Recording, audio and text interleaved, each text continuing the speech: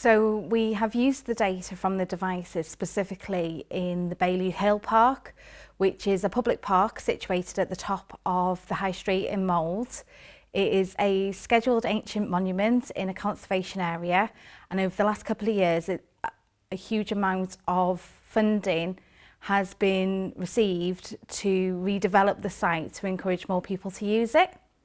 So the Bailey Hill Park has become one of the main areas where we hold our events, two of which are the Easter event, which is held around Easter, and the Bailey Hill Medieval Day. Using the people counter comes in very helpful with being able to know how many people we have on site. This is really important for our health and safety. We need to know how many people are on site should there be any issues such as fire. So we are able to monitor that throughout the day through the people counters.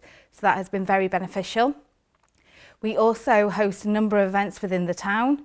So we have been able to use the smart devices to be able to again capture the footfall and be able to adjust any of our risk assessments or health and safety policies to accommodate people attending the events and to ensure that they go off without a hitch.